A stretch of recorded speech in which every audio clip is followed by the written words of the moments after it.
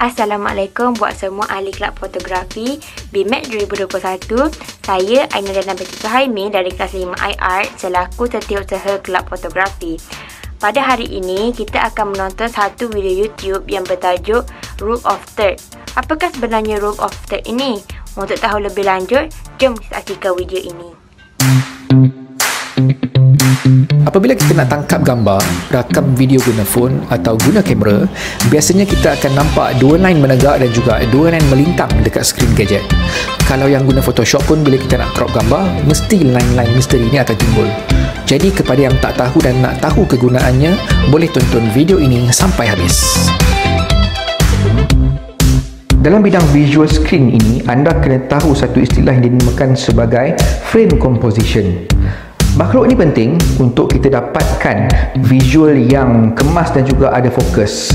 Jadi adalah mamat atau peminah mana yang mencipta konsep line menegak dengan melintang ini untuk membantu para videografer dan juga filmmaker untuk mendapatkan komposisi visual yang menarik. Dan benda ini dinamakan sebagai Rule of Third. Then that's the rule you have to break to know the truth. Which is? Apa yang saya faham mengenai Rule of Third ialah anda buatlah apa-apa pun asalkan subjek yang anda ingin rakamkan berada di titik persilangan line menegak dan juga line melintang ini. Tak kisahlah dia bertindih dalam satu point ataupun kombinasi dua point melintang ataupun menegak ataupun kombinasi 3 point ataupun kombinasi 4 point.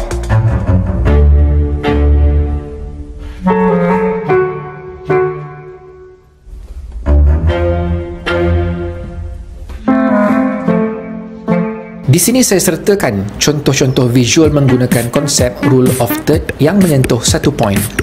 Dalam contoh-contoh ini, kita boleh tengok yang subjek utama yang kita nak highlight berada di kawasan titik persilangan satu point. Satu point ini sesuai untuk visual pemandangan atau komposisi kawasan yang luas. Tips tambahan daripada saya, kalau anda nak guna satu point, pastikan kawasan sekeliling subjek tidak terlampau menarik perhatian dan kurang menonjol berbanding subjek.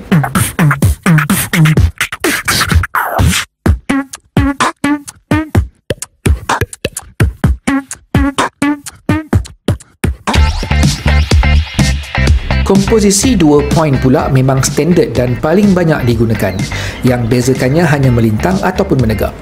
Bergantung kepada keadaan subjek yang anda nak highlight. Tips tambahan, sama macam sebelum ini, kawasan yang disentuh oleh dua titik lain mesti kurang menonjol daripada subjek. Kalau subjek anda binatang ataupun manusia, visual anda menghampiri kesempurnaan kalau kepala atau mata subjek berada di titik atas kiri atau kanan. So the location of the resistance bases need to know. Oh, this? You gotta tell us where your base is. Komposisi 3 point kebiasaannya digunakan apabila kita ada subjek yang bentuknya fleksibel. Juga selalu digunakan apabila kita ada dua atau lebih subjek yang berbeza fizikal rendah atau tinggi. Kumpulkan dan susun subjek anda supaya menyentuh 3 titik silang ini.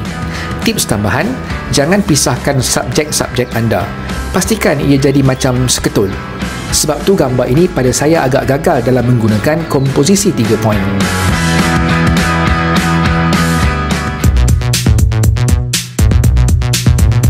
Kalau anda nak main kawasan tengah frame sahaja, kombinasi 4 point boleh digunakan untuk menempatkan subjek yang anda ada. Boleh apply kalau ambil grup foto ataupun video. Tips untuk kombinasi ini, pastikan subjek anda sentuh ke 4 titik. Kalau lebih daripada satu subjek pun, tak kisah terpisah atau nampak macam seketul. Tapi pada saya yang terbaiknya, bagi nampak macam seketul dan juga bersambung.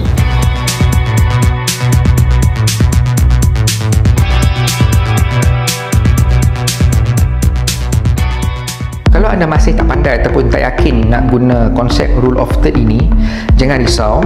Anda hanya perlu letakkan subjek anda di tengah-tengah frame. Settle. Kedudukan di tengah-tengah frame ini boleh dikatakan sebagai default position. Rule of Third ini dia membantu penonton untuk fokus pada subjek apabila menonton video ataupun filem. Kedua-dua biji mata kita ni bergerak serentak untuk melihat dan fokus satu perkara pada satu masa yang sama. Rule of Third ini sebenarnya membantu penglihatan kita untuk faham dan tak letih menonton. Sebab tu komposisi gambar macam ni tak sesuai dan menarik. Sebab mata kita bukan gerak macam gini. Bagus juga kan video tadi? Boleh kita sama-sama menambahkan ilmu fotografi. Jadi, untuk tugasan hari ini menggunakan teknik rule of third, setiap ahli perlu mengambil gambar menggunakan handphone atau kamera DSLR jika ada.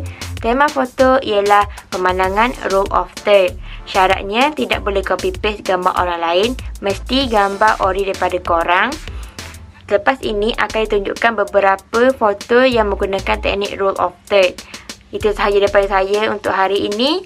Kita jaga kita, stay at home. Assalamualaikum. Bye.